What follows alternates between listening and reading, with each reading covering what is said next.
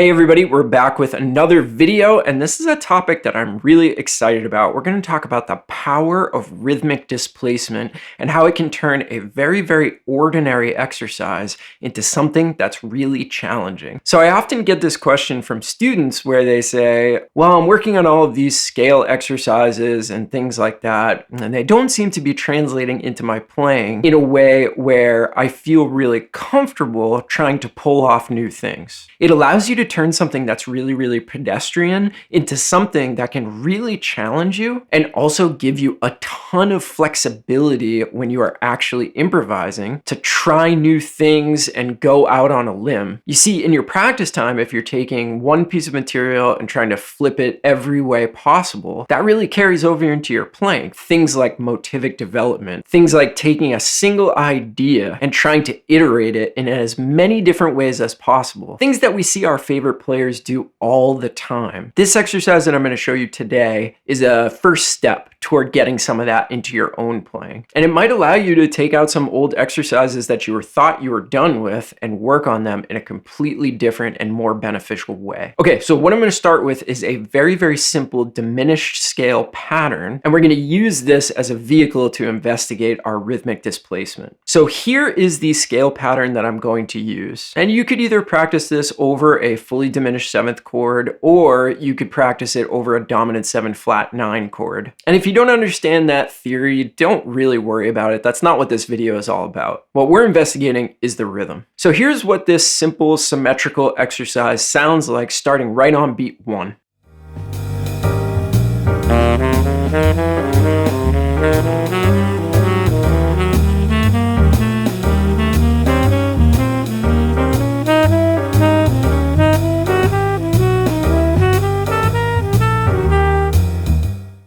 Now you see how everything very, very neatly lines up in a measure of 4/4, where we start the pattern on beat 1 and on beat 3, and it stays that way going throughout. A lot of patterns are like this, and I love patterns that are like this, that line up really, really neatly. So your first step is you want to be able to play it starting on 1 and feel really comfortable with it and understand the sound and the feel of the exercise. Don't go on to step 2 before that happens. All right, so now what we're going to do is we're going to take the exact same exercise. We're not going to change a thing. The only thing that we're going to do is we're going to shift the entire exercise over by a half of a beat. So now, instead of coming in on 1, we're coming in on the and of 1. Check out how crazy this sounds.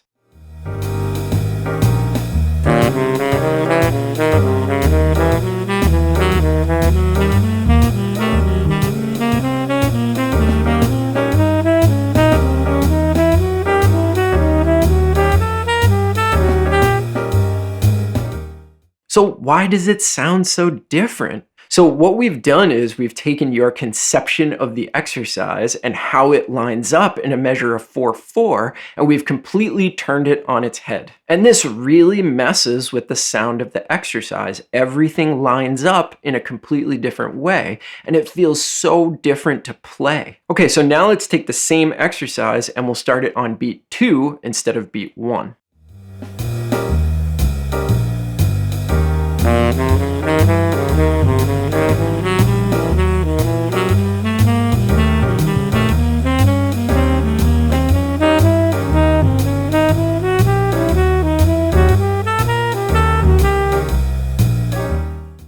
Now you were probably thinking to yourself, well, if I put it on the beat again, it's going to sound very similar. But you'd be wrong about that, because take a look at what happens on beat 1 and beat 3 in this iteration of the exercise. Again, it's completely different, which gives us a completely different feeling when we're playing it and gives the listener a completely different sound when they are listening to it. This really starts to clue you in on the importance of where you place certain notes within the measure. And this is starting to develop a lot of flexibility in how we hear and how we play those notes, where we place them within the measure. Okay, so I've got one more iteration for you. Now let's start the line on the and of 2.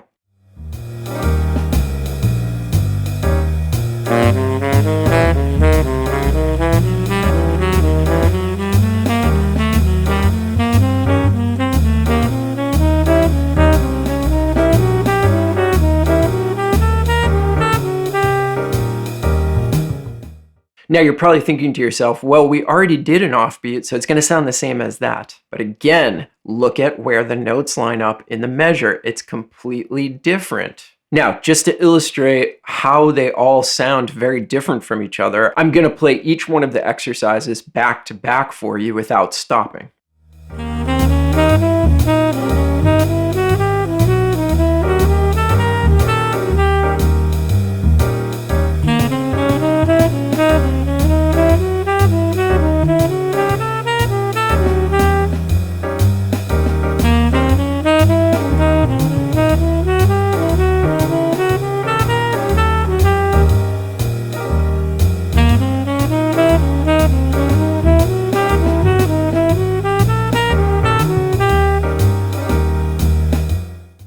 Now, the first time you try to do this, it is going to completely fluster and frustrate you, and you're going to be convinced that you can never do it. But if you slow it way down, and again, the big thing here is that you need to have the exercise starting on beat 1 perfect. You need to have that thing so under your fingers and in your ears that now you can manipulate it a little bit. So I chose to do this with just a simple diminished exercise, but you can literally do this with anything. So if this exercise is too complicated for you at this point, that's okay. Go and choose a little major scale exercise or even just a 4-note motive that you come up with. It could literally be anything. But the important part here is that we're trying to put it in different places within the measure. And I demonstrated this over a 4/4 time signature, but you could do this over any time signature. It does become a lot more challenging, but this is one of the ways that I learned to play in 3 with a little bit more of a natural feel and not always accenting beat 1, which I used to do in most of my playing. So you see, you could take this idea as far as you want it to, and that's what I love about exercises like this. As far as your imagination and your creativity can go with something like this, you could keep practicing it forever if you wanted to, and keep finding new ways and doing it with new patterns. And in this way, you're getting the most mileage out of what you work on. So next time that you get done practicing a simple scale exercise and you think, I'm done with that, move on to the next one, consider an exercise like this. Try to do everything you possibly can with that simple exercise, and you will see an entirely new flexibility, an entirely new creativity in your playing. Because after all, that's what jazz improvisation is, taking simple material and being able to manipulate it on the fly and create something beautiful and creative. So let me know what you think about this. Is this something that you work on, or is this something that you want to start working on? Also, let me know if you have any questions. Let's have a discussion down below in the comments. If you like this video and you got anything out of it, please consider subscribing and turning on notifications, liking the video, all that good stuff that helps us get these jazz education videos out to more people. All right, thanks everybody for watching, and we will see you on the next one. Bye.